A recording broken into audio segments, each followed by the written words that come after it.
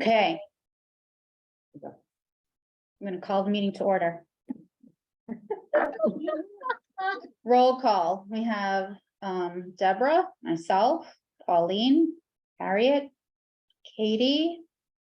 5 members. Get everybody? We Yeah. have quorum.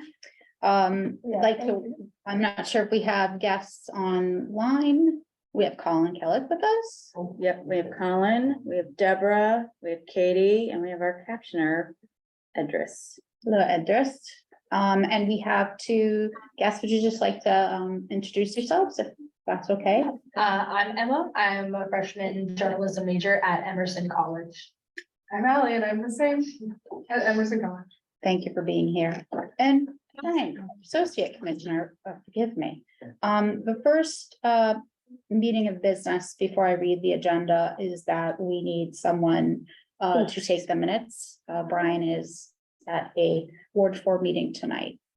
I think I can take the minutes. You can take the minutes, Yeah. okay. That's great. So I'm gonna read the agenda. Boy, that's very Boston right there. Adrian's gonna give us an update as well as Harriet. Harriet's gonna talk about some accessible and inclusive communication opportunities. I'm gonna give my report, which is gonna be a quick update on our commissioner seats, an accounting of our funds, and then I just had 3 events or resources to talk about. I will post them afterwards on as part of our meeting documents. And then the meat of today is going to be talking about the ADA transition plan. And first 21 pages that we've printed off and shared with everyone is really what we're going to focus on. I think there's over 300 pages, Adrian. Close to 400. Oh, yes. And the purpose of discussing this is to understand how accessibility, how the ADA, how things in the city, what the plan is. So I've read the agenda. I'll explain a little bit more and take any questions when we get towards the new business piece. Adrian, would you like to give us an update, please? Sure, wanted to talk about, this is Adrian. For those of you who don't know, Americans with Disabilities Act coordinator with the city of Somerville. As part of that role, I'm the staff liaison to the Commission for Persons with Disabilities. So the first event I want to talk about is tomorrow, which is October 11th. Starting at 6:30, meaning doors open. And then the event starts at 7 till 8:30 at the Arts on the Armory. OSPCD will be presenting. Office of Inspectional. No, OSPCD is office, I have to write it down. OSPCD,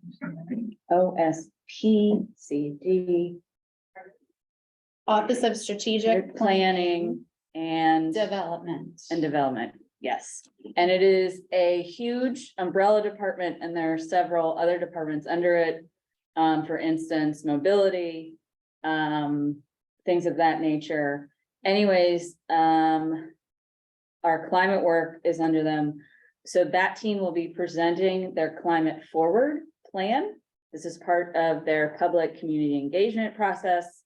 The staff, myself included, were able to do a workshop today on these different things that they're working on. So the next piece is the bigger public gathering on that, which is tomorrow, as I said, starting at 6:30.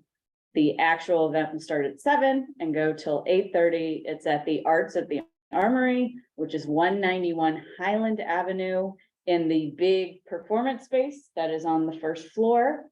So just wanted to pass that along. Excuse me, will that be hybrid as well? It will not, as far as I know. Good question. Hmm.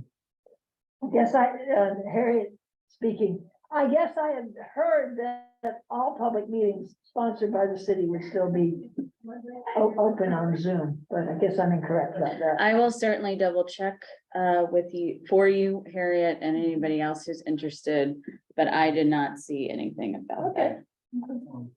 And somebody else just joined us on Zoom, so I would like to pause my report.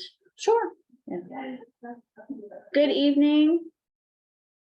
Whoever just joined us,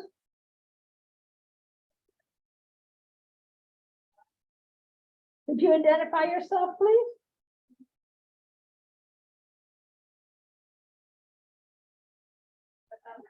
Unmute yourself, perhaps. This is Harriet speaking.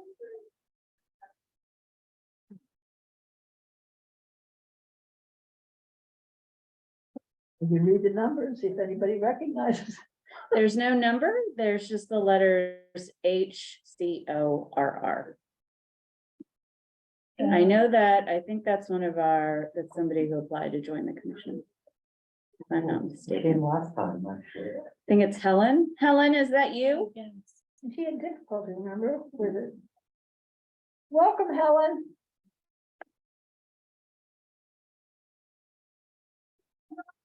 Sorry you're having trouble. Helen, we are going to continue with the agenda. Sometimes it works to sign out and then sign back in, if you were able to do that. And it's not critical to show yourself. It's in fact, you'll get better signal without the visual. By the way, we would just like to welcome you tonight. Absolutely. What else would you like to share, Adrian? As I think most of you are aware, we are now in our fall 2023 season of community ward meetings. Ward 4 is happening as we gather here. The remainder, I just wanted to list, all these meetings start at 6 with pizza and other refreshments if you want them. And then the program actually starts at 6:30 p.m. and goes until 8:30 p.m.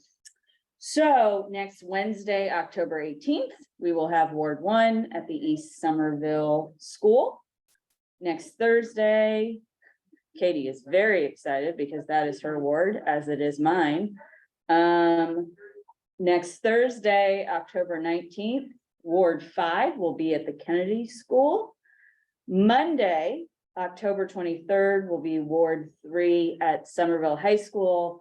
Those of you who have been to Somerville High School, they have this huge cafeteria that you see to your left as you walk right in. And it's huge because it starts and then there's steps down to a bigger one or one that has more windows. That's where the meeting will be. So you need to come into the high school and walk all the way to the back of that area. Wednesday, the 25th, will be Ward 2 at the Argenziano School. Genziano School, Ward 2. And then Thursday on the 26th, there will be an all Portuguese meeting, which what that entails is that the meeting itself will be delivered in Portuguese. You are more than welcome to come. But to hear the English, you will have to get a headset from our language access team from Soya. And then Wednesday, November 1st, can't believe we're talking about November already. We will have the all Spanish ward meeting also at East Somerville School. And then rounding this out on Thursday, November 2nd, there will be what is called an all virtual meeting on Zoom. And that way, if there's something you missed from the first ward meeting you went to and you want to come back and voice it again or engage with something, or if Zoom is the best way to access this meeting, then this one is for you. Racial and social justice is not doing a formal presentation as we've done the past two ones, but we will have representatives from our staff with some information on the tables and members of our existing task forces, public safety for all, those things just there sort of generally talking about things. As long as it doesn't change, I believe I will be staffing the Ward 1 and the Ward 3 meeting. How much time do I have left, Holly? You're out of time, but you need to share. Yeah. Please keep going. Keep going. It's okay. On the 30th of October, the Women's Commission, along with Racial and Social Justice, will be holding their annual domestic violence vigil. I do not have a location yet or a time, but it's generally in the evening. Last year it was at the West Branch Library. I don't think that's the case this year, but as soon as I know, I will let you all know. And then finally, for those of you familiar, every year, the Massachusetts Office on Disabilities gives municipalities the opportunity to apply for what is known as the ADA Improvement Grant. This is a grant that is available to municipalities to either start their first transition plans or improve existing ones. As most of you know, the city of Somerville already has an existing transition plan, and we are now in the period where we're looking at the best path forward to potentially revise it. So I did work with our grants department to apply for a little over $75,000, which would help with a consultant to help with that evaluation for the ADA transition plan. We will find out if we are awarded the funds probably sometime in November or December. And as soon as I know, we will certainly update this group in the general public. With that said, the city has applied for this grant in the past. The most recent, I believe, was October of I think 2020. I think that's correct, and we did not get it. We have actually never gotten the grant. The reason for that is because we were not competitive enough because we already had a transition plan, already a working commission for persons with disabilities. So there were, at that time, as much as we're told, there were other municipalities that needed it to even do their first transition plan or get a commission going. So it's out there. You don't know if you're gonna get anything if you don't ask for it. So When was that submitted? I believe it was submitted by the grants team on the 14th of September. It was due on the 15th. Yeah, I'm very aware of that grant. So I'm glad that we applied for that. It's interesting because in the past, I think it was last year's awardee didn't do anything with their transition plan, but they had something very creative that they did within the community. But I do agree it is very useful to help municipalities update, reassess what their plans are, which is also a very big tie into sort of what we're going to talk about later tonight. Thank you, Adrian. So that's it. I have a question. Of course, Harriet. Do you have any update for us as to interview dates, or when we might receive the letters of interest for candidates for our commission seats? Yeah, so I did reply to that thread this morning, which I believe you were CC'd on. I have to finalize who our other RSJ staffer will be this week. The Women's Commission and the HRC are also recruiting, and we have to make sure that I have to work with Latoya, who's their coordinator and staff, that I don't want somebody who's already going there. And once I solidify who that person is, then the whole committee will get those, and then the committee can set a date for that interview prep meeting, which was talked about at the training. And simultaneously, while that's being set, I will reach out to our candidates to get their availability for an hour on Zoom, towards the end of this month, so we can get those. So those two things can happen simultaneously. Parallel. Well, go ahead. So that's where we're at with that. I'm gonna check in with that staffer hopefully tomorrow to make sure. One There's last little detail. You course. said there is a preparatory meeting. Would that be for, because each commission will have its own interview committee? That's correct. So is that, would that, I forget, you said like a prep meeting? So that's where myself, you and Holly, and then the other RSJ staffer would meet review the applications that would be sent out ahead of time. We certainly wouldn't so.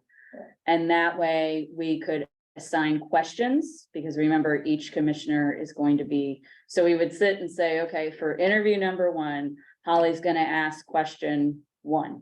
And then for interview 1, Harriet's gonna ask question 2. And we would sort of plan that out and have that organized, so that time is efficient. And then again, parallel, those applications, the people behind those applications are letting me know, and I am working that magic, herding cats, if you will. I'm gonna use that analogy, because I have a cat, of making sure. That's right, you don't have your pal on the screen. I don't have my today. pal, I can't Sorry. bring him to the library. Yes. I told her, she was very upset. Anyways, so hopefully that will all work out. So I will hopefully have that staff person tomorrow. How many applications do you have? I or interested believe parties? 7. Oh, that's great. That's great, wonderful.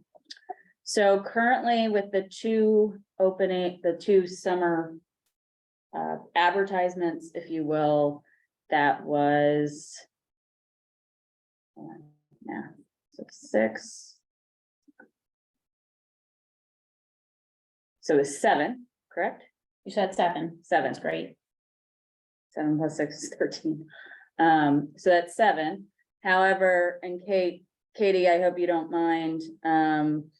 But Katie's term ends with the commission at the end of this year, and she will not be asking to be reappointed.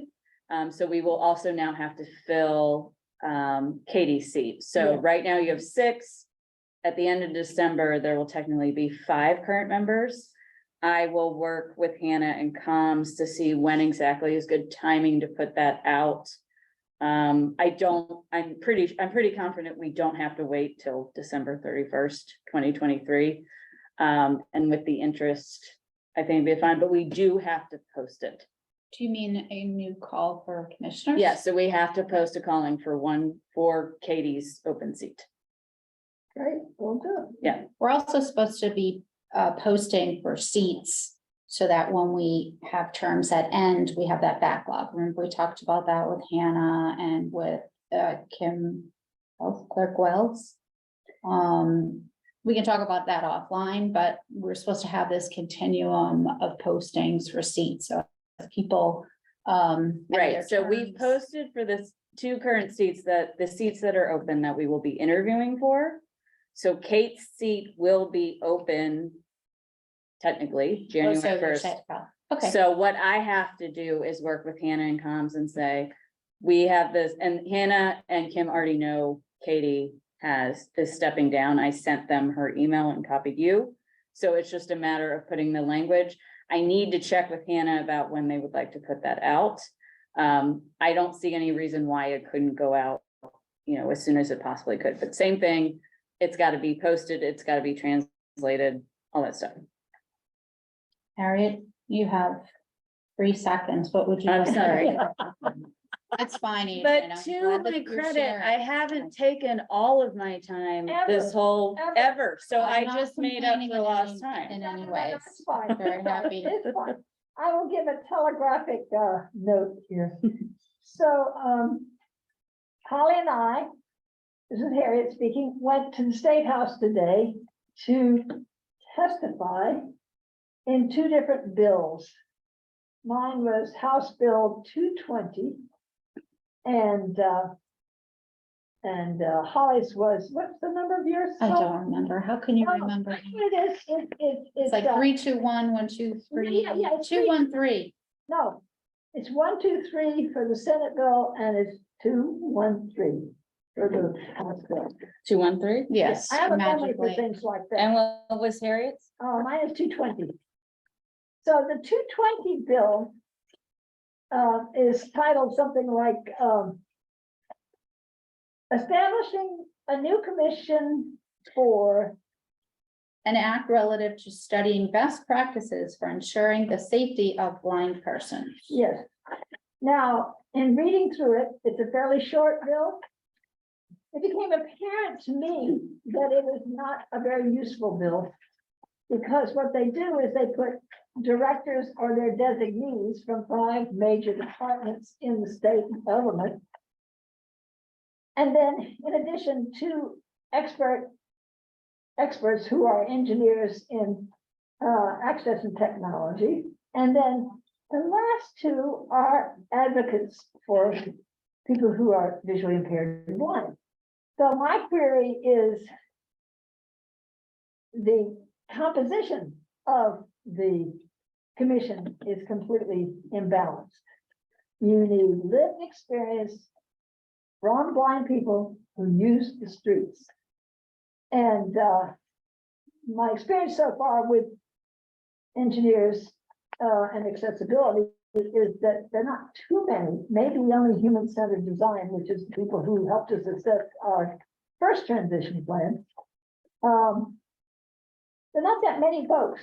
And I also think if you only meet once a month for 12 months, number 1, you get a report out. Number 2, how does it get distributed?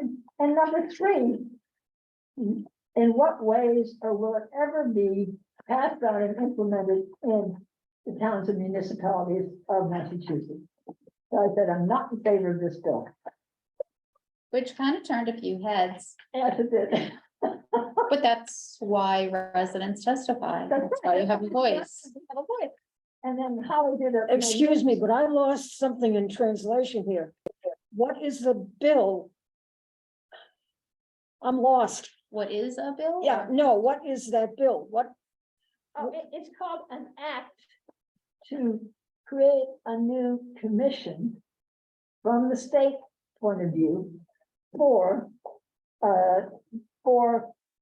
studying and making more best practices for people who are visually impaired and blind to have, better access to streets. It's written as ensuring safety for persons with okay, disabilities. Yes, ensuring safety. Again, it's pretty vague. It would be great. Let's have any more conversation about it, but anyway, Um, and yours was much more potent. Yeah, but you also raised your hand and spoke on a bill about a registry that you hadn't read. The persons who are visually impaired. Yes, And should I speak of shared that? some feedback, and at the end, you promised to go back and read the bill, I did. which I will get to you, so you can. I You expressed a can very mail strong any opinion. additional feedback you have. The most important part about testifying isn't just that you testify and that you're there. I mean, it's very important. These are my opinions. But it's that once you leave, you actually send in your testimony to the Senate and the House, who typically have their own number of the bill. Sometimes they're both on the bill. And those truly get read and they become public record. And so you will be hopefully sending them some additional words, yes. Yeah, I'll be talking more. And the one thing I'd like to add is that it was inaccessible. Yeah. There were cords wrapped around one of the Oh, I see. tables. Outside. And it At was the like, State House. yeah, in this hearing room. So what, full disclosure, the only room I've been in at the State House is the room of flags, the hall of flags. Yes, That's that's not a what they- hearing room, but that's a beautiful. It is beautiful. Yes, So this was a hearing room, so it was much smaller and so and bigger than this. bigger than this. They have a grand auditorium that, weeks ago I testified there, on a much bigger, well, they're all big bills. But these were smaller rooms, and, there were cables in the way. They weren't able to raise the volume, that we could hear the meeting at because it was associated only with Zoom and with my hearing loss. It was a little hard to understand. But they couldn't provide Braille, although we did ask sort of last minute, but so, that doesn't happen anyway with anything. but. Not even, I'm sorry to interrupt you, not even retroactively, like we'll send this to you in Braille. Well, that's an interesting option. I hadn't thought of it. This is Like very- if, to be fair. And legally obligated, if you ask, even if it's last minute or that's feedback you're getting, that not enough time is giving. I think you always lead with. I would like this, if it cannot be due to the time, however we want to word it, due to the time constraint, we would like this retroactively provided. Good point. I can put that in with my statements. Yeah, so you are entitled to that. Yeah. Oh, thank you. And also I will give them some credit.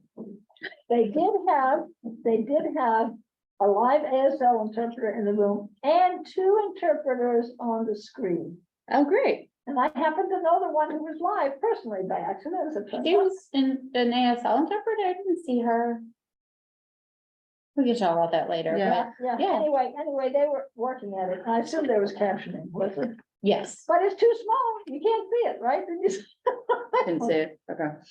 Okay, that's enough. are there any Yeah. questions or hands raised? or There anything? is. Colin has his hand up. And Hello, then Colin. Deborah.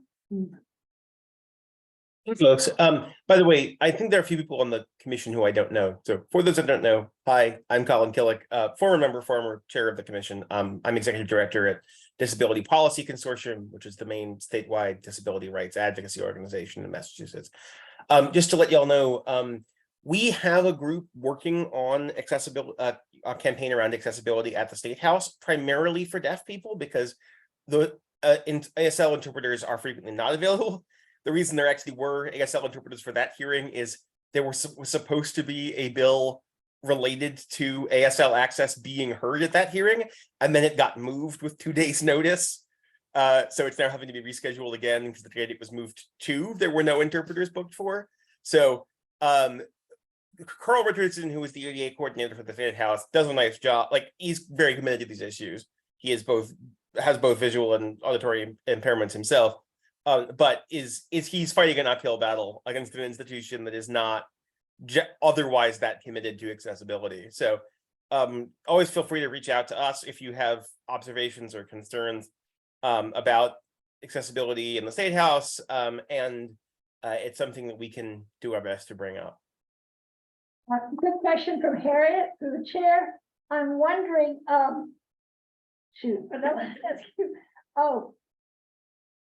what's the number of the bill you were speaking about for ASL and various ways of communicating for the deaf? I don't have it offhand. Our advocacy director Harry was telling me about it, but I can ask him. Sure.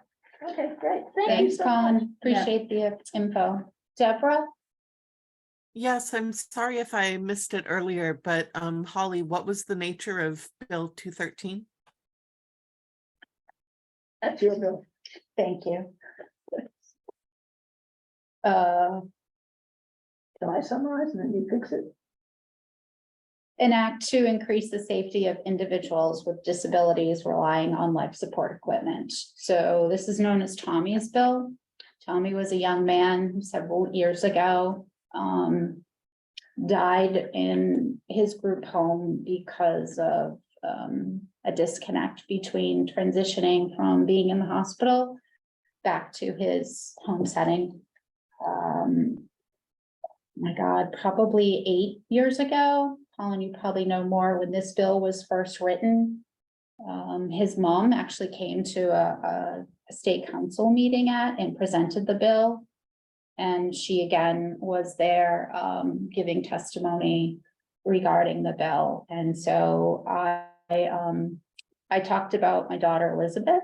I gave my personal experiences and shared why I felt it was important. So it's tough at times to tell your story, but I think that's very impactful that you not only had the opportunity, but they really do listen. They listen to you also. And when you said, I'm not in favor of that bill, there were heads that went like, what? And turned abruptly from one side to the other. Yeah, it was really good. And what I was explaining earlier with our guest from Emerson, the difference between when we're all residents. We talk here as our opinions as residents. And when we testify, we identify what our roles are outside of being residents. And for me, that would say I'm the chair, but it's very important that we immediately disclose that we are here as a resident. That's what Harry and I did. That's what we're doing today. And it's very important that we understand the difference between our voice and not saying, answering as, in my case, the chair. There are many times that we do review things as a body, we vote on something, and sometimes there's an action like writing a statement as the chair on behalf of the commission, and those things, that's something that we do. And there were 2 students there today also who are sitting in and auditing the help me with words, the hearing Oh, yeah. that spoke with Harriet and I also separately. And they said they're writing stories. So I don't know if there's 4 stories going on, but it was nice, you know. We'll be very interested to see all the different stories. This is Harriet. Okay, so any Deborah, did you Deborah. have your hand up again? no, okay. Good. Go ahead. Yep. And this is my 3rd week of testifying on different bills at the State House, so I'm finally getting really good at finding the entrances and the restrooms, which is nice. And I think next week there's another hearing. I have to double check, but if anyone has any questions, let me know outside of the commission what it's like, or if you have interest, certainly Colin is an incredible resource and about this. So One last thing, Harriet, question quickly. I personally would love to hear about all the bills you're testifying on, because you're keeping an eye on the bills as they pass. And me, you, okay, well, you've already done 3 weeks and you've got another one coming up. I figure I should know about that too. All right, anyway, that's a personal wish, but if anyone else wants, I think, or sees bills, it would be great to pass them on. That's all. what I can do is share an email, blind copy, of course, to the commissioners of the links and the process of how you can say, I'd like to sign up for updates on bills of a particular type, or I'd like to know when there are hearings. Pauline, have you ever testified at the State House or remotely? Once, and I forget, it wasn't the State House, it was another bill about healthcare. This was years ago. When Mitt Romney was governor, and I testified because of the fact that we who are disabled are marginalized. And I forget what the exact thing was, but I had a thing written up and I read it off to them, I don't even know what the result was now, but it seems that we've been taking a step back since ADA. Everything is going backward. We used to be able to get, I can remember when I was a little girl, we used to be able to get things, if we needed it in Braille, we got it. Not anymore. All of a sudden, it's all this bureaucracy for what? I'm sorry to hear that. This is Because- Katie. Why do you think that is? I mean, you think it would be easier now? Yeah, you'd think it would be easier, but if a person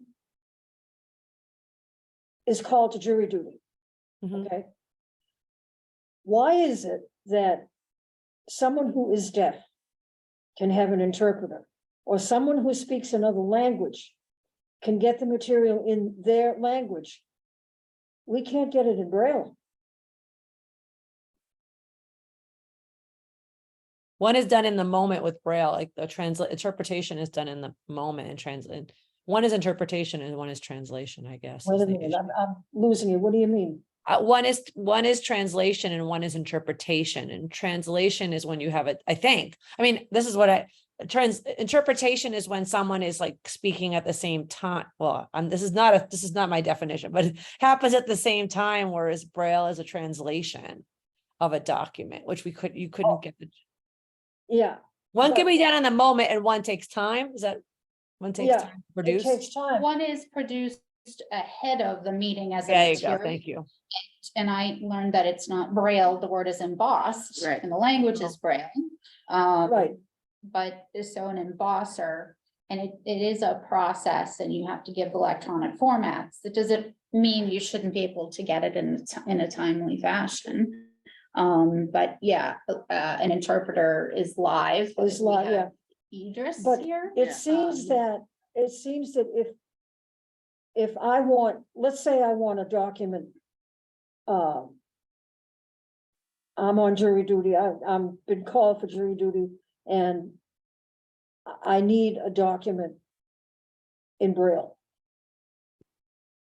I can't get it. And, you know, a few years ago, I served on a jury where, the deposition was read out loud, which was great, because then I knew what was going on. But if that had not happened, I never would have been able to serve adequately on that jury. I appreciate your feedback. I'm sorry for some of these negative experiences in the past. But I mean, I really think we've taken a step back. Thank you for sharing that. Considered, yeah. Katie or Deborah, would you like to, any comments? This and put it on the Oh, thing. sorry. That's okay. We like guests, Katie. My concern is that we're about to take a step back with the case that was just heard about disability testers by the Supreme Court, and how they're looking to potentially get rid of disability testers and the ability to bring disability cases by individuals, which is how the law is written at this point, rather than by the Department of Justice. I wasn't aware of that. Oh. Can you send us, this is Harriet through the chair, can you send us any particulars about that decision? Or Sure, I'll send something to Holly and Adrienne, and they can pass it distribute? along. Yeah, okay. Thank you, appreciate that. Helen, we believe you've joined us. I'm not sure if you're able or you'd like to add a comment, and just throwing it out there. Any other hands, Adrian? No, okay. It's interesting, putting the agenda together. I didn't really see all the connections, but magically, I think all that we have been discussing is truly interconnected. Are you finished, Miss Vice Chair? Randbig? Yes, yes, yes. Yes, okay. So we've already gotten an update on our open seats and the funds. You gave me that magic number, $164,000. As of the end of August. So we haven't gotten the latest deposits, and that does reflect the amounts for the high school scholarships. And we are still in the process. I think we have secured the tickets for the Celtics. I'll have to check on that, but that's our next inclusion event. And I have a few suggestions or some ideas about other ways to use these funds, and I thought I'd open it up for the next 15 minutes or so. If anyone wanted to add any other suggestions or things that they'd like to see. I think Pauline, you may have, would you like to share anything, Pauline? When are the tickets for the Celtics? 29th of January. January 29th. Ooh. Any other events or Um, uses or ideas you might have? And I'm just trying to think of something other than a sporting event that would Well, I'll come back to you. garner as much. Is there any kind of inclusive dance? I know at the dance complex, there used to be an inclusive dance class years ago, like maybe bringing in somebody who does that. We could do it at the library or something. We could do it at an accessible location in Somerville. I think that's a great idea. I have one too when you're ready. Do you have any other suggestions, Katie? Maybe accessible yoga, but I like dance. So, So is yoga considered accessible? huh? What did you say? Goat yoga. You haven't heard of goat yoga? I have I stayed on a goat farm one time, and yeah, there was goat yoga. Goats are eating my hair. Goodness. Oh, Not my into that, goodness. Pauline? No, I love yoga. I'm not sure about the goat part, but I think an accessible yoga program is a great idea. Yes, Harriet. And I would love to put up there either a rehearsal or performance of the Boston Pops, Yes. or an open rehearsal of the Boston Symphony. Oh, there's just so much stuff, and there's free concerts at Jordan Hall, so with just a big range of music. And there's opera, Or even Sanders Theater yep, has some really, a great variety of. yeah. Frank. Hi. Yeah. Thank you for doing the minutes. Any other ideas you'd like to share of other uses? To go. Now, let me think about that one. Sure, absolutely. Deborah? I was thinking something that's a social event. Sure. You know, whether it's like a gaming night or a movie night. I like that idea. And we can come back to this. I just wanted to reach out to all of us. Adrian, do you have any suggestions or ideas or? I was really interested. I know it was discussed last month, and I need to talk to some of my colleagues in mobility, maybe DPW, probably mobility, about the signs you all were speaking of on the community path. Oh, yeah. Because that would take a few steps, because there are probably vendors and all sorts of things. But I wanted to start that conversation. So I'm trying to figure out a good time to do that. What about you personally, if you have any Yeah. ideas?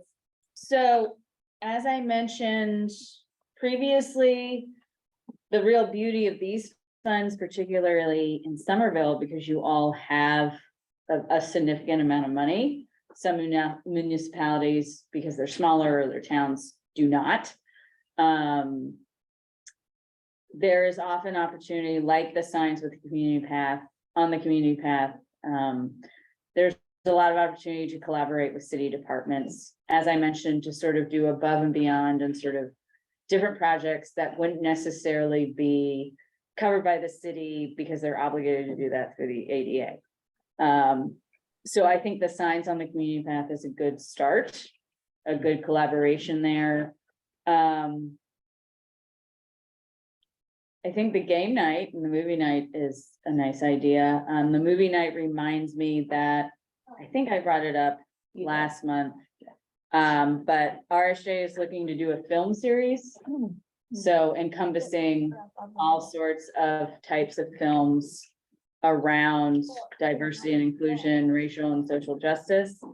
And so I want this commission the members of the commission to continue thinking about films that we could potentially, the commission would have a night in that film series. I think it's supposed to happen actually at the library. I think Stephen has had discussions, but a film you would all want to show, and sort of the back end of that, of the rights and how we would show it, because there are some legalities when you show a film you have to pay attention to. I, of course, always think of Crip Camp, which I don't know when that came out. At least, That film, Crip Camp. Yeah. Yeah. I think that is a great film, both from an education standpoint, but just sort of a film of sort of putting many sort of pioneers of disability advocacy, such as Judith Heumann, may she rest, to light. So, but again, and I know other municipalities and other disability organizations in the area have tried to do showings. So I think that one's maybe a little more straightforward, because the filmmakers want to get it out there, even though it's been out a while. But any other movies that I maybe am not thinking of, because there's quite a few. And this is really a movie night, but a very much education night. for the general public to be able to learn about the different facets and intersectionalities of racial and social justice. So of course, we're coming to the commission. Restroom around here, anywhere, Yes. where? Am I allowed to leave? Of course. You have to come back. I'll come back. But, so we wanted to start with the commissions to sort of pinpoint I'll sort leave of the cane over subject there. and mission related movies. Let's go. Oh, so I just dropped my this key. call is also going out to human rights and. Yeah, and it's that it has been going out, and then we're hoping to sort of, as a staff in racial and social justice, sort of rely on our expertise of other films. So I think as this group, you all need to try on land on maybe 1 or 2 films, and then Stephen and I can do sort of the background work of what it looks like to get the rights for one night or whatever. About the Disability Commission. Oh, that is actually very important. It's very. Sorry, I didn't know that. So if it's okay, I've written down Crip Camp because I think it's an important film. I think it's well done because we know sometimes with the best intentions, people set up to do films about disability and telling stories, but sometimes they are not received well because the mark was missed. So I want to make sure that we're being very intentional with those decisions, but I don't know of any other films that we could consider, and I would like to have a backup just in case, we can't get it or it's too. Yeah, I will check into some of my resources and Okay. find them out. This is Harriet speaking. One thing I had thought about was just movies that celebrate people with different disabilities as books. Yeah. And there are lots of books that talk about the subject of disability and inclusion, and I always there are some frightening statistics about how many kids do not have a book. They literally do not own a book. I'm not going to give you any of those facts, but it does exist. And the importance of giving a child actually their own book to take home. And there's this, the reading is fundamental group. I know the Kiwanis goes out and does reading into all the different Somerville schools, and they hand out books. And I've always thought it would be nice if we as a commission got books that were relevant and important to people with disabilities and give those books to children. It could also be given to adults. There could be, we could talk a little bit more about if someone found it interesting to share what we do through books with different populations in the city. Yeah. Thank you, Holly. Through the chair, I'm pausing one for the chat, and then Counselor Scott has joined us, so I need to let him in. Helen has answered in the chat that she's just coming to learn more about the commission as she did last time. And Helen, I will look forward to your call tomorrow because she had missed the update on the new members. So Sure. I will connect with her tomorrow, and Colin had to leave us. Okay. Thank you for the update. So I'm gonna let Counselor Scott in. And just, this is Terry through the chair, just to note, I have some books in mind. With a Cool. set of books. Yeah. I think it's nice if we, if possible, if we start to look at different age groups, maybe, or different populations that we identify that could use or would benefit from. Through the chair, actually, a friend of mine who does translation in Creole, Spanish, and Portuguese in Amherst, the Amherst school system. They have already now a program of giving children where English is their second language, actually a book in their home language, Even better. so that they can continue to develop themselves in their original language as well as in English. And the parents agree to work through it with them, and they keep the book, of course. So interesting idea.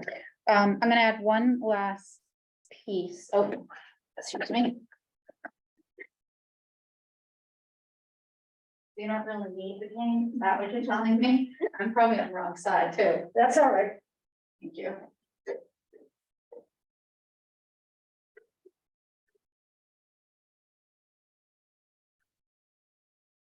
A little further, thank you.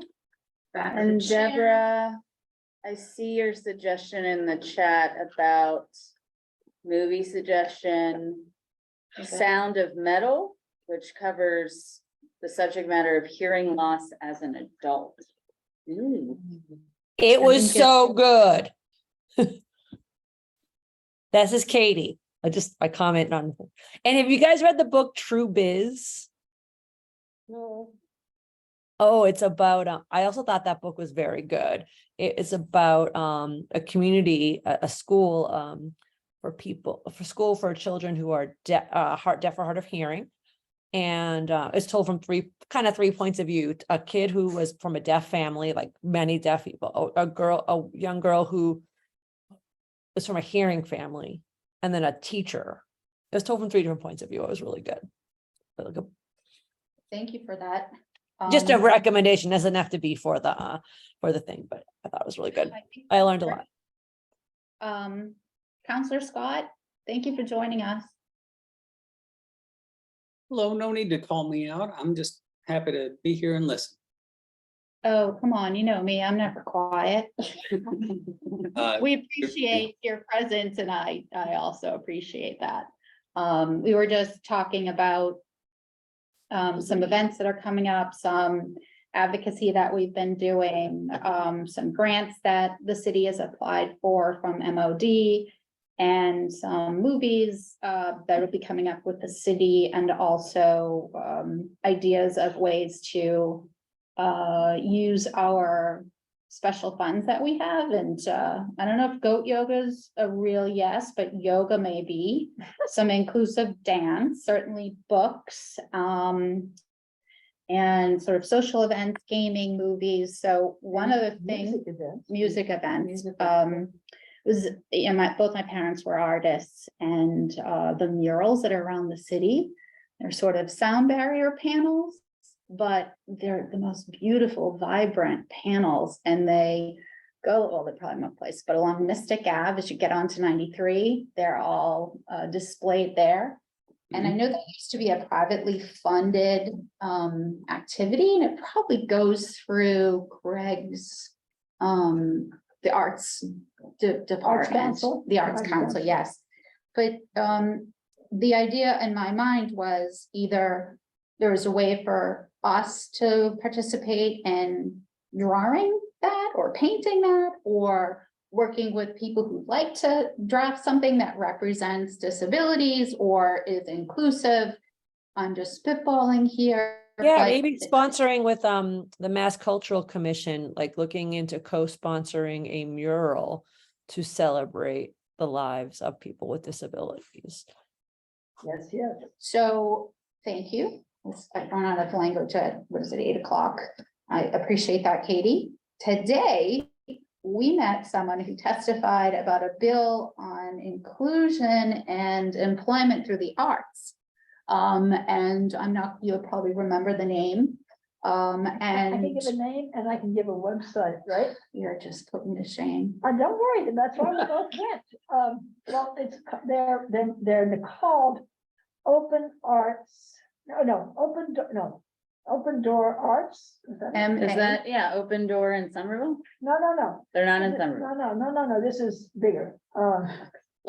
Maybe they have a location in the city, but Maybe it's Arts Open Door. I'm sorry, I thought I had it, and we met Christopher Robinson was one of the key people, and another person was Nicole, but we haven't got her last name quite right.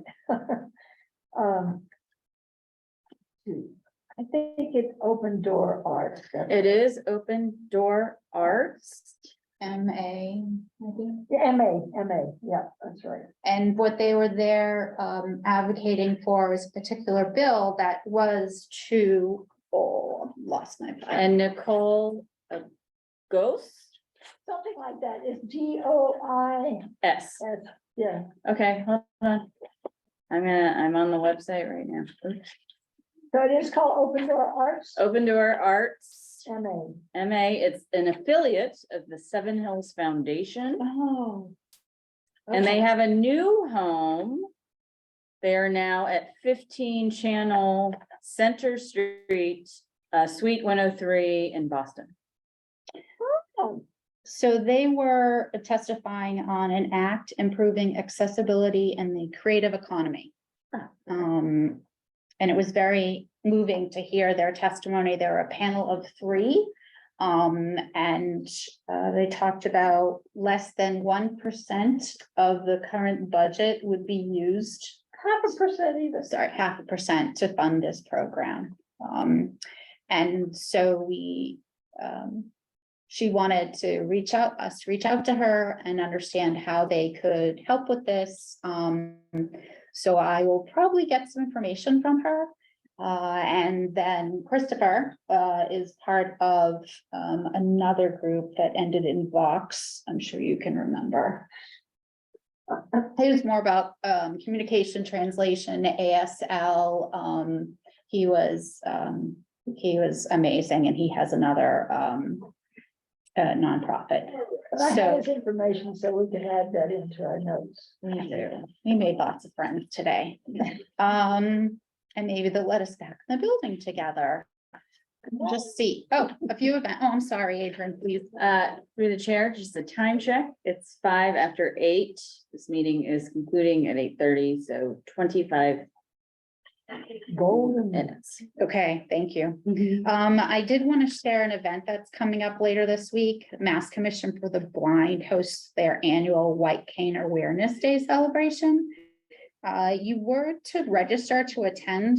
I think that's more for seats, but you certainly can walk in, hear the presentations, participate in the event. And I'm rattling. What I found was very interesting was there are like 10 different organizations that are going to be having resource tables at the event.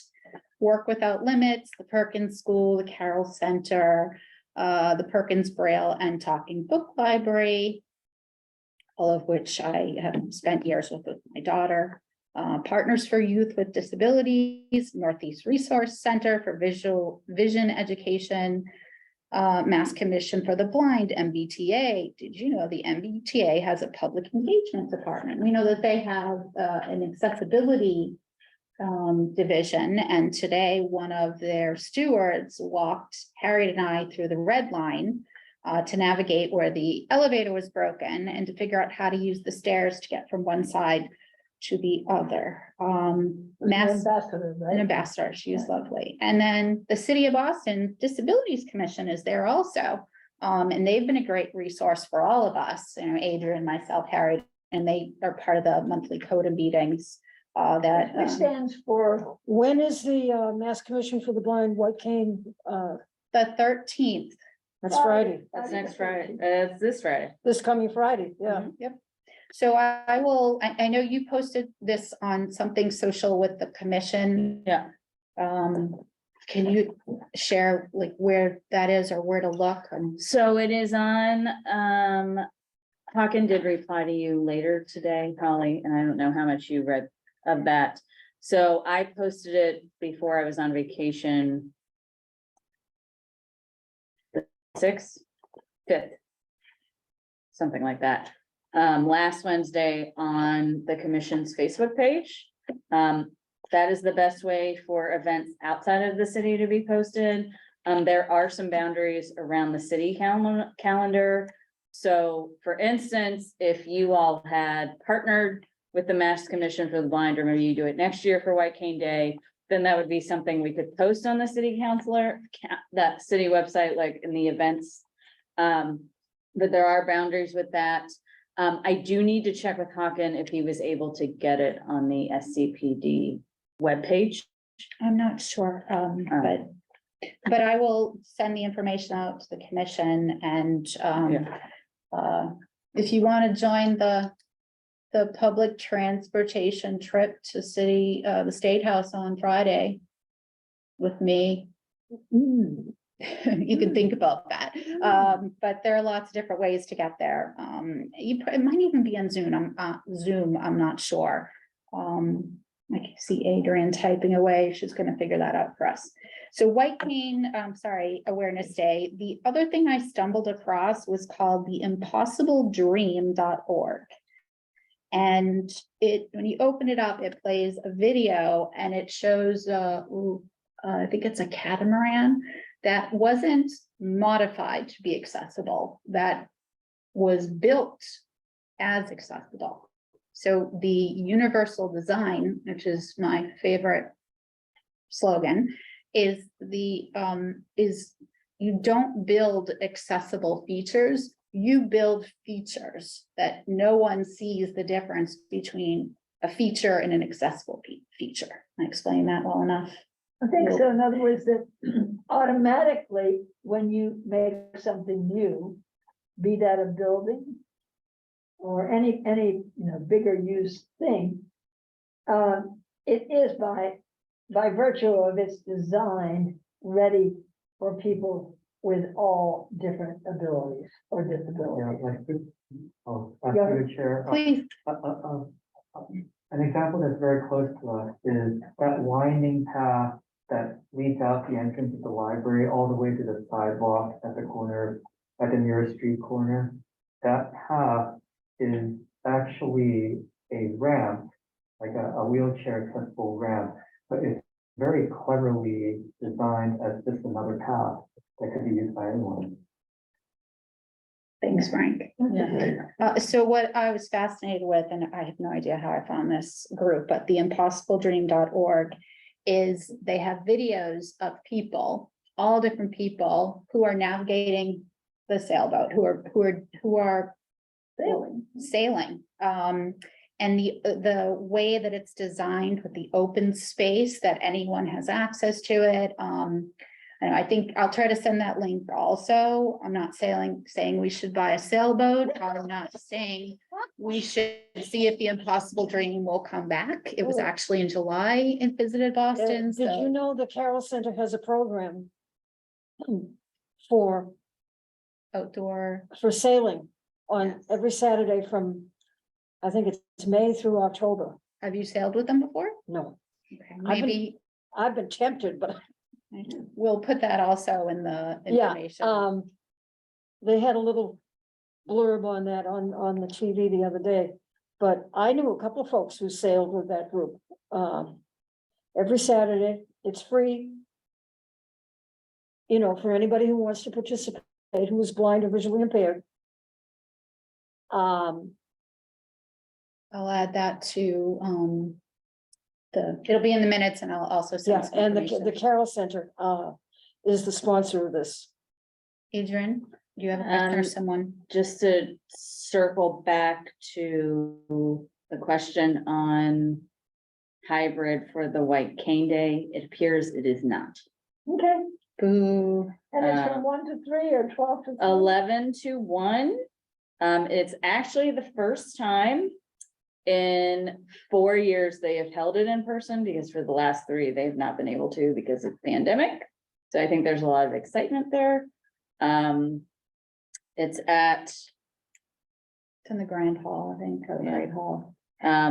Again, it did ask for you to register, but again, that's only because their seats are limited and. and there is definitely can- food, so you maybe can they walk wanted in. to get sort of a count. I've had the food at these events. It's pretty good. Nothing to write home about? Question mark? Harriet, I love a good bagel and cream cheese, so if there's bagel, which there is, that's good, that's good. Okay, bringing it all full circle now. Let's see. My last piece, in the last 17 minutes, I'm gonna speak really. I'm sorry, I just want to acknowledge the two of you here. If you wanted to contribute to the conversation or provide any feedback or say anything that you'd like. I'm happy to just be Do you listening like right goat now, yeah. yoga or have other ideas? Goat yoga is a little scary. I know someone mentioned that the goats bite your hair. They do. I agree. They do bite your hair. Yeah, I'm taking that off. Thank you. Thank you for that update. Done? excuse me, this is Harriet through the chair. You've actually experienced? photographs? Yes, they step on you. Yeah, no worries. Okay. Okay. They're very cute. Baby goat, there. So I think I mentioned earlier the ADA transition plan, the city's plan, and Adrian also shared about the grant.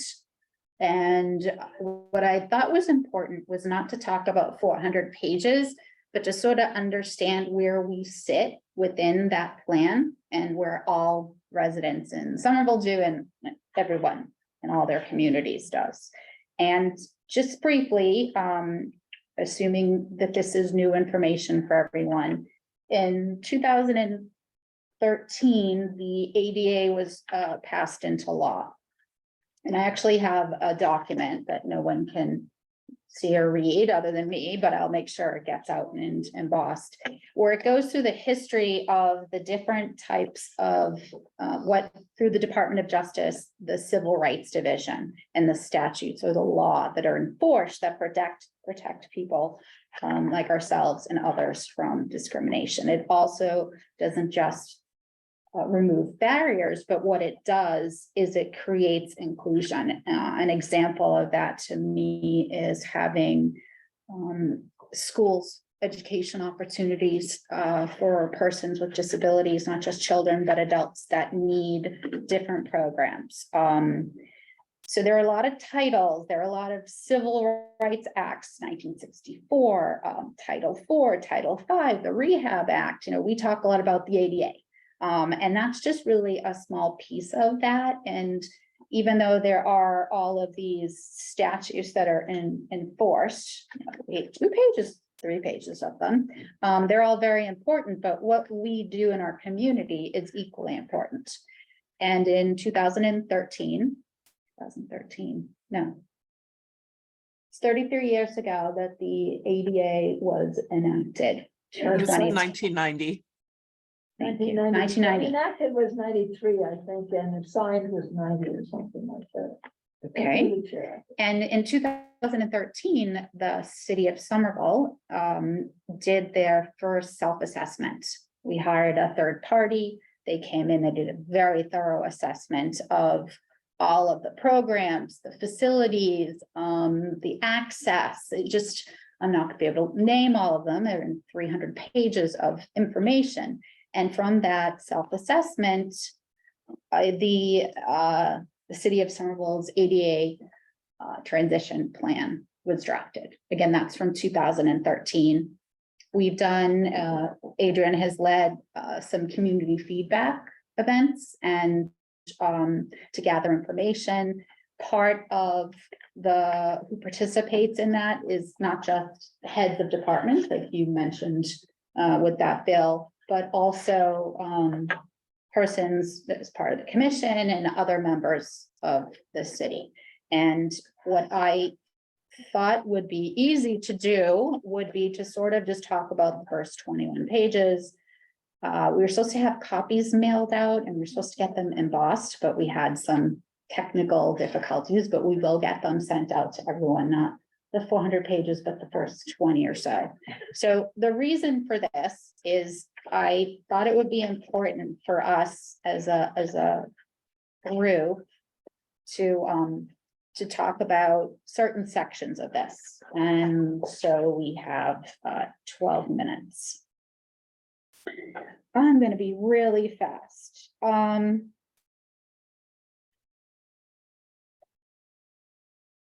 Oh, I'm sorry, I wasn't here to read this, but JT Scott, I have copies here as well. Said he is impressed with the living experience of goat yoga in the river. Cool. Do you want to come join us? I hope. You want to leave it together? We're going to be recorded in the news. Look, At Emerson College, the city, what is it, the Somerville Times, they're gonna talk about us at city council, go right ahead, Counselor Scott, about how much we believe goat yoga is inclusive. Oh, gee. And, we could do. look, cat the yoga. joke, I think the joke landed better, 20 minutes ago when I put it in the chat, but Don't you worry. I don't need to bring the meeting back to that. We've got 11 minutes left and I want to keep it on. No, you're like helping me here. I have to use a link to see the live transcripts because of a hearing issue and I can't see it on Zoom. So we're all making it work. So I can't see hands and, you know, we're all working as a team here. We're getting it done. So go ahead with the topics here. We have some topics. 11 minutes. So I was just explaining, Adrian, how the self-evaluation builds the transition plan. You've done community feedback that'll be assimilated and reported out. You've also told me that the commission will have a role as part of the review process, and that's all great to know that will be included in that. The point to make in 9 minutes is, I think, pardon, talk amongst yourself.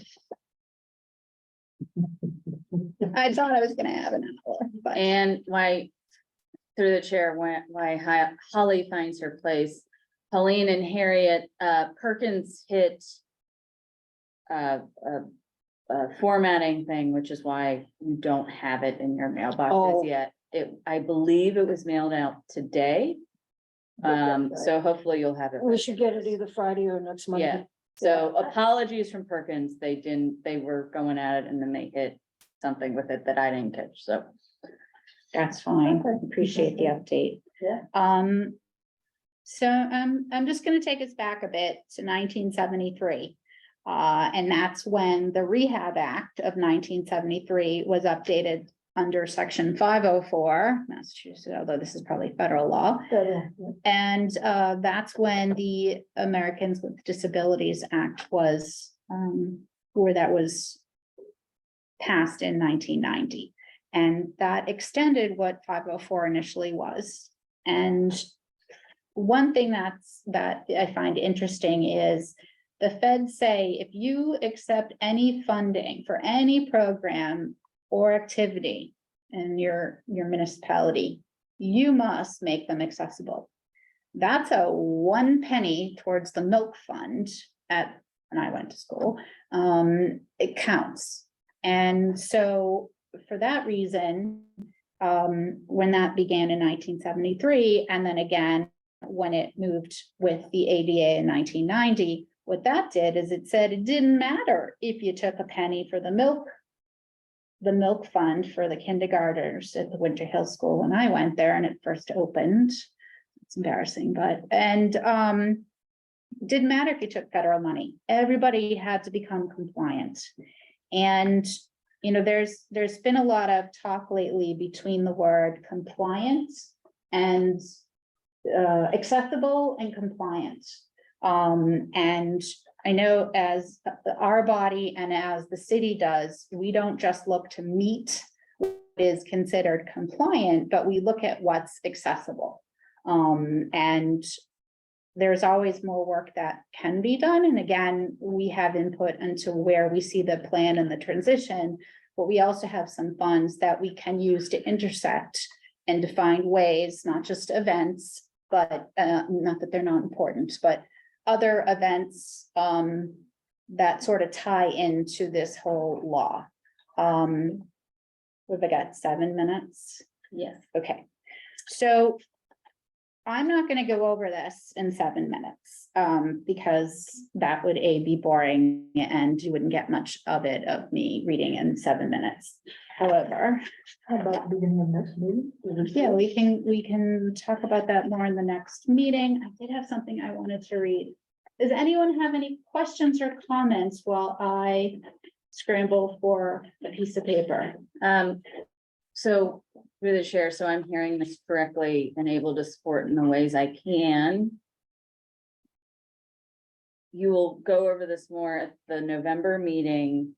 If you decide as you're creating that agenda that you want another section, getting that communicated sooner than the better will be great, so we can get that embossed, and maybe I can work with Frank to maybe look at the formatting so we don't hold Perkins up this time around. Absolutely. Because it Thank is, you. all intents and purposes, a beast of a document in terms of. Beast, what do A you mean? beast. The assessment is Oh, the assessment's 300 great. pages and It's the clo- plan is 3. 400. Yeah, yeah. But I that sounds have to about right. say, every line on every page is very important and very informative. It's quite a task. And I have to say that the expectation from doing your assessment to doing your transition plan was that everybody would have everything done in 2 years. Lots of rock. Even a goat couldn't fix that, or anything else. That's a very steep climb. And one thing I always believe in is parallel, which we talked about earlier. That in parallel, we look to correct things that need to be fixed, but at the same time, we build things or we design things universally. So that is always in front of us. And so as we, for an example, it's been going around for a couple weeks now is parks. We're building new parks. We're gonna make sure that they're inclusive. We're gonna look at them from an aspect of universal design. We're not gonna say, oh, that's a regular swing and that's an accessible swing, by example. My personal feeling is when you say I can only use the one accessible swing, is I'm being told I'm different. Even if you think you're accommodating me and you're giving me access, I don't want to feel like I'm in that other swing. I personally would like all the swings to be the same and be safe for everyone. And certainly universal design is a part of that. I don't know if anyone wants to share any examples that they've encountered in the built space or in education or in anything that they have tried to participate, and especially how it may intersect with universal design. You have 4 minutes. 4 minutes. You each get 30 seconds. You want to go first, Pauline? Nope. Okay. I guess I could just say one. Adrian, can we tell them about the training? Oh, Yeah. yeah. 4 minutes, all yours. I don't think Harriet wanted to say something though, so No, go ahead, Okay. This can wait. I completely forgot about that in my report. I'm sorry. So the topic that we're shifting to is highly important, and it's about some training that was done. So, last year, and actually earlier this year, because it rolled over with the police department. I did just, cultural competency training for the Somerville Fire Department and the Somerville Police Department. Around persons with disabilities, because we know that there is data out there that interactions with persons with disabilities and law enforcement and the fire department can often be negative for multiple reasons. So I started this last year in early, and then this year, Pauline was able to join me to be in the room for that training for the fire department. And I felt it really went well. I think those two entities are really open to training and learning, as we all are. And I could tell from observation that they really enjoyed meeting Pauline. And also having her in the room. And some of them asked some really good questions. And so I think it was a good opportunity. Yeah, so I'll kick it back to Pauline to give her perspective. I got the impression, I didn't really know whether, how the training went, except that they seemed to enjoy, the experience. And when I was leaving, this was the last day of the training, when I was leaving my building to go to the training facility, here come the firemen with for an emergency in our building, and one of them said, "Oh, I know you." Huh? Oh, so it's a quick question to the chair. So the training was multiple days? Yeah, so thank you, Harriet, through the chair. That's a great question. So our firefighters, and I think it's the same model across the country, are split into what are called companies. So you see the various housing of the companies around Somerville, the various stations, and it generally says somewhere on the building, or at least on the trucks, what the companies are, like Engine 3 or Tower 1 and things like that. So it was 4 mornings of, I think, 4 groups. 4 each. sessions each. 4 yeah. sessions each. So 4 companies each, and there was some overlap, like if somebody couldn't make it, Are they they came, police and fire or just this? this was just fire. And so they come, if they're not housed at the station we were at, they come down the street, and then they get coverage for their station or company, because you all may not, a fire station can never be uncovered, not covered.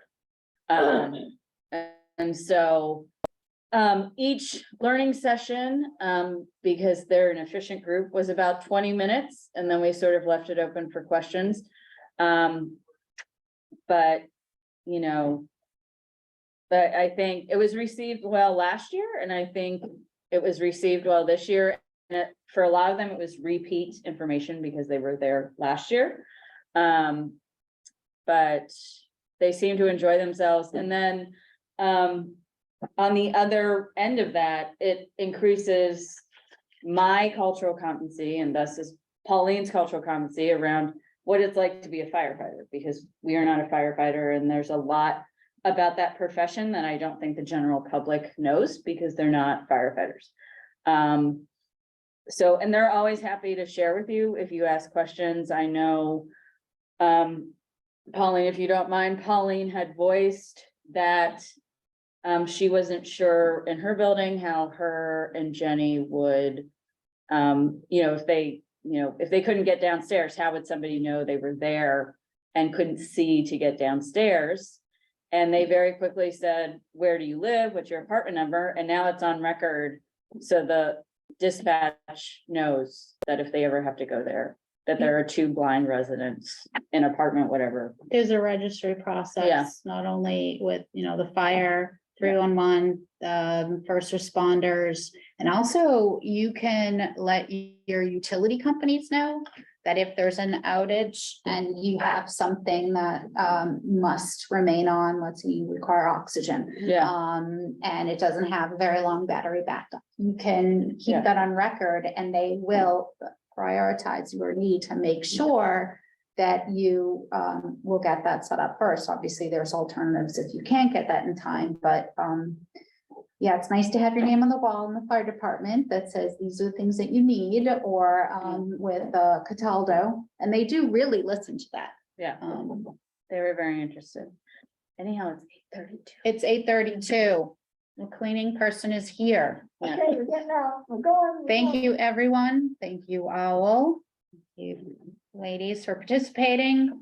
It is 8:32. I'd like to Counselor. motion to adjourn this meeting. Do I have? I second it. We have a second. All those in favor? Aye. New toy. Careful with it's strong. Okay, meeting adjourned. Thank you. Four, Thank you, everyone. yeah. Thank you all. Good night. Night.